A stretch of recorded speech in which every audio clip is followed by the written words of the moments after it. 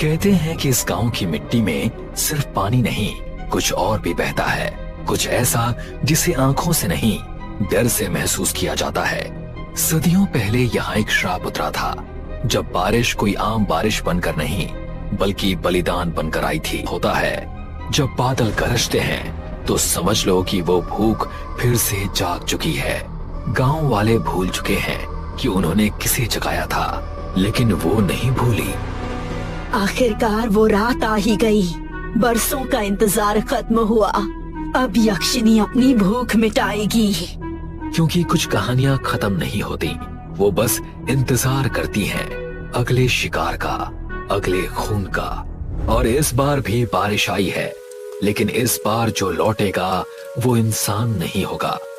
एक अंधेरे झोपड़े के अंदर गायत्री जमीन पर बैठी ग्रंथों को पढ़ रही है। बारिश बाहर तेज है और कमरे में लालटेन लपकते हुए चल रही है। तभी वहां गीता आती है, बारिश से भीगी हुई, पर उसके चेहरे पर एक अलग सा उत्साह है। काकी, पूरे गांव में पानी भर रहा है। कुएं जो सालों से सूखे थे अब ऊपर तक भर गए हैं। ये कोई साधारण बारिश नहीं है। गायत्री उसकी तरफ देखती नहीं, वो ग्रंथों पर एक पुराने चित्र की तरफ अपनी उंगली घुमाती है। चित्र एक खूंखार यक्षिणी का होता है। ये साधारण नहीं है गीता, ये यक्षिणी का आशीर्वाद है। लेकिन वो मुफ्त में कुछ नहीं देती। शास्त्रों में लिखा है, जब भी इस गांव में सूखे के बाद बारिश होगी, हमें 9 कुंवारे लड़के देने होंगे। 9 लड़के? काकी, 8 लड़कों को तो गांव वाले पहले ही उस गुप्त गुफा में ले जा चुके हैं। अब सिर्फ एक आखिरी लड़का बचा है। हाँ, अर्जुन। अगर आज रात खत्म होने से पहले अर्जुन की बलि नहीं दी गई, तो ये बारिश तबाही में बदल जाएगी। यक्षिणी पूरे गांव को निकल जाएगी। दूसरी तरफ अर्जुन चारपाई पर सहमा हुआ बैठा होता है। उसकी आंखों से आंसू रुकने का नाम ही नहीं ले रहे। बाहर काफी ठंड है, पर अर्जुन के माथे पर पसीना साफ नजर आ रहा है। मीना वही खिड़की के पास खड़ी बाहर की मूसलाधार बारिश को देख रही है। मीना, मुझे यहाँ से भागना होगा। वो लोग मुझे ढूंढ रहे हैं। उन्होंने गांव के बाकी लड़कों को गुफा में बंद कर दिया है। अब वो मेरे पीछे आएंगे। मीना अर्जुन के पास आकर बैठती है। तुम कहीं नहीं जाओगे अर्जुन, मैं तुम्हें कुछ नहीं होने दूंगी। ये सब अंधविश्वास है। काकी पागल हो चुकी है।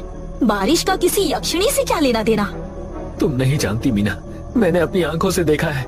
जो 8 लड़के गुफा में गए, उनकी चीखें हवा में तैर रही हैं। वो कोई मामूली गुफा नहीं है, वो यक्षिणी का घर है। और उसी वक्त दरवाजे पर जोर की दस्तक होती है। दरवाजा जोरों से हिलता है। अर्जुन के चेहरे का डर और भी बढ़ जाता है। कुछ ही देर में दरवाजा तोड़ दिया जाता है। वहां कोई और नहीं बल्कि गीता और गायत्री होती हैं। गीता के हाथ में एक मोटी रस्सी, वहीं गायत्री के हाथ में एक बड़ा कोयता होता है। उनके चेहरे पर भाव बिल्कुल नहीं होता। जैसे ही वो आगे बढ़ते हैं, मीना उनके रास्ते में आ जाती है। माँ, ये तुम क्या कर रही हो? तुम काकी की बातों में कैसे आ सकती हो? अर्जुन हमारा पड़ोसी है। गुस्से में गीता मीना को जोर से धक्का देकर हटा देती है, मानो उसके अंदर ममता का कोई भाव बचा ही ना हो। चुप कर मीना, अगर आज अर्जुन की बलि नहीं हुई तो कल सुबह फिर से सूखा पड़ जाएगा। गायत्री अर्जुन की तरफ देखती है। अर्जुन, तेरा समय आ गया है। तू पूरे गांव की किस्मत बदल सकता है। यक्षिणी तेरा इंतजार कर रही है। अर्जुन भागने की कोशिश करता है, पर गीता उसे रस्सी के फांस में फंसा लेती है। नहीं, बचाओ मुझे, बचाओ। बारिश अब अपनी चरम सीमा पर है। गीता और गायत्री दोनों अर्जुन को गुफा की तरफ खींच कर ले जा रही हैं। अर्जुन की आंखों में आंसू है, पर वो बिल्कुल बेसहारा है। तभी मीना फिर आती है और गीता का हाथ पकड़ लेती है। माँ, रुक जाओ। भगवान के लिए इसे छोड़ दो। ये पाप है। भगवान हमें कभी माफ नहीं करेंगे। ये पाप नहीं, ये धर्म है। इस गांव को बचाने का यही एक रास्ता है। अगर तूने हमारे काम में बाधा डाली मीना, तो अगली बलि तेरी होगी। गीता मीना के हाथ को झटका देती है। मीना गीली घास पर गिर जाती है और गायत्री और गीता अर्जुन को लिए वहां से निकल जाते हैं। थोड़े समय बाद वो सब गुफा के मुंह पर पहुंचते हैं। अर्जुन अब बिल्कुल थका हुआ है, इतना कि वो अब चिल्लाने के काबिल भी नहीं बचा। गुफा ऐसा दिखता है मानो कोई प्राचीन सुरंग हो। जंगली लताएं उसके हर तरफ लिपटी हैं। काकी, हम गुफा के पास पहुंच गए। अंदर से अजीब सी महक आ रही है, जैसे कुछ सड़ रहा हो। ये यक्षिणी की सांसों की महक है। अंदर चलो, रात आधी बीत चुकी है, हमारे पास समय बहुत कम है। दोनों अर्जुन को खींचकर गुफा में ले जाते हैं। बादल जोरों से गरजते हैं, मानो यक्षिणी अपने आखिरी बलिदान को पुकार रही है। गायत्री एक मशाल पकड़े हुए गुफा के संकरे रास्ते पर चल रही होती है। गीता भी अर्जुन को लिए उसके पीछे होती है। गुफा की हर एक दीवार मानो एक कहानी कह रही हो, यक्षिणी और उसके शिकारों की। गीता को अब थोड़ा डर लग रहा होता है। काकी, यहाँ बहुत ठंड है। बाकी 8 लड़के कहाँ हैं? मुझे कोई दिखाई नहीं दे रहा। वो सब आगे हैं। वो यक्षिणी के चरणों में विश्राम कर रहे हैं। अर्जुन को आगे बढ़ाओ। अर्जुन दीवारों पर बनी नक्काशियों को देखकर डर से कांपने लगता है। थोड़े समय बाद गायत्री और गीता अर्जुन को लिए बलि देने वाले स्थान पर पहुंचते हैं। वहां की दशा भयानक होती है। वहां 8 लड़कों के कंकाल का घेरा बना है। ये वही लड़के हैं जिनकी बलि दी जा चुकी है। आखिर में अर्जुन डर से चीखता है, नहीं, उन्होंने उन सबको मार दिया। काकी, मुझे मत मारो, मैं जीना चाहता हूँ। गीता अर्जुन को एक पत्थर के पीठ पर लिटाती है। गायत्री अपना कोयता निकालती है और मंत्र जाप शुरू कर देती है। तभी वहाँ मीना फिर आती है, अपने हाथ में एक बड़ा पत्थर लिए हुए। पर मीना कुछ कर पाती इससे पहले ही गायत्री उसे दूर ढकेल देती है। मीना का प्रयास असफल रहता है। उसके नाक से खून आ रहा होता है। तभी गायत्री अपना कोयता उठाती है, अर्जुन का सिर धड़ से अलग करने के लिए। यक्षिणी देवी, ये 9वां कुंवारा लड़का तुम्हारे लिए। स्वीकार करो और हमारे गांव को हमेशा के लिए हरा भरा कर दो। उसी समय गायत्री की पोटली के कुछ ग्रंथ गिर जाते हैं। मीना उन ग्रंथों को देख लेती है और उसे कुछ भयानक दिखाई देता है। रुको काकी, शास्त्रों को ध्यान से पढ़ो।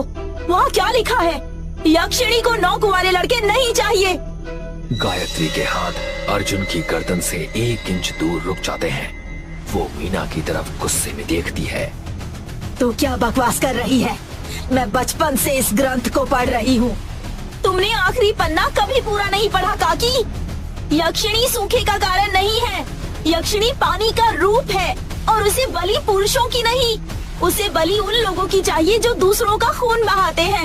ये बारिश कोई आशीर्वाद नहीं, ये उसका जाल है। अचानक गुफा के अंदर रिसने वाला बारिश का पानी खून में बदल जाता है। जमीन हिलती है। गायत्री अपने हाथों को देखकर चौंक जाती है। उसके हाथ सड़ने लगते हैं। कोयता उसके हाथ से गिर जाता है। ये क्या हो रहा है? मेरा शरीर ये सूख क्यों रहा है? पत्थर का पीठ बीच से चटकता है।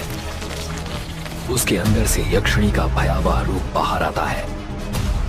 आंखें एकदम लाल। गीता चीख पड़ती है।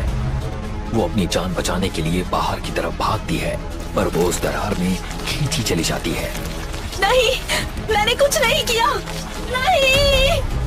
मीना तुरंत उठकर अर्जुन को खोलती है। पूरी गुफा जमीन में समाने लगती है। गायत्री खुद चलकर उस दरार के पास जाती है। जब उसका शरीर पूरी तरह सड़कर राख बनने लगता है। हमने गलत समझा। उसने हमें चुना था, लड़कों को नहीं। कोई नहीं बचेगा। मीना अर्जुन गुफा के बाहर की तरफ अपनी पूरी जान से भागते हैं। पूरी गुफा जोरों से हिलने लगती है और जमीन में समाने लगती है। मीना अर्जुन के साथ किसी तरह गुफा तबाह होने से पहले बाहर निकलने में कामयाब हो जाती है। जैसे ही वो लोग निकलते हैं, गुफा उनके सामने जमीन में समा जाती है। देखते ही देखते बारिश रुक जाती है। मीना और अर्जुन एक दूसरे की ओर डर में देखते हैं। ग्रंथों के हिसाब से तो यक्षिणी को बलिदान देने के बाद इस गांव में कभी सूखा नहीं होना चाहिए था। तो फिर ये बारिश क्यों रुक गई? मुझे लगता है कि खतरा अभी भी टला नहीं है। मीना, हमें यहाँ से जल्दी भागना चाहिए। अर्जुन और मीना गांव की तरफ भागते हैं। और फिर 30 साल बाद बारिश एक बार फिर गांव में बरसती है। मौत का वो खेल एक बार फिर अपने शिकार को ढूंढता है, शायद इस बार एक अलग चाहत के साथ। वो श्राप जो गांव को मिला था शायद आज भी जिंदा है, अपने अगले शिकार का इंतजार कर रहा है। वो अभी भी आती है, अपनी प्यास को बुझाने, अपनी बलि को लेने और